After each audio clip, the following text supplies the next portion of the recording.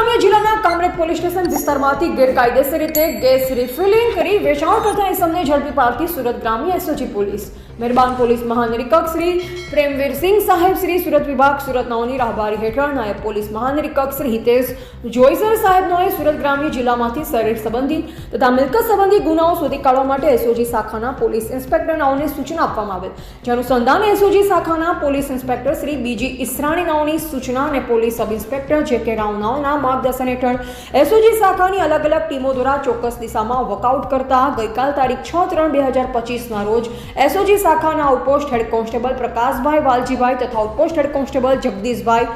કામરાજભાઈ નાઓને તેઓના સંયુક્ત બાતમીદાર થકી બાતમી હકીકત મળેલ કે જે આધારે ખોલવડ ગામની સીમમાં ગોકુલનગર સોસાયટીના બહાર સર્વિસ રોડ ઉપર શ્રીદેવ ગેસ સર્વિસ અને વાસણ ભંડાર નામની દુકાનમાં તાલુકા કામરેજ જિલ્લા સુરત ખાતેથી એક ઇસમને ભારત કંપનીના 14 કિલોગ્રામના ડોમેસ્ટિક સિલિન્ડર ગેસ ભરેલ બાટલા નંગે જેની કુલ કિંમત 6000 તથા ભારત કંપનીનો અર્ધ ભરેલ બાટલો નંગે જેની કિંમત ₹2500 તથા ભારત કંપનીના 14 કિલોગ્રામના ખાલી બોટલ નંગ જેની કુલ કિંમત ₹60000 તથા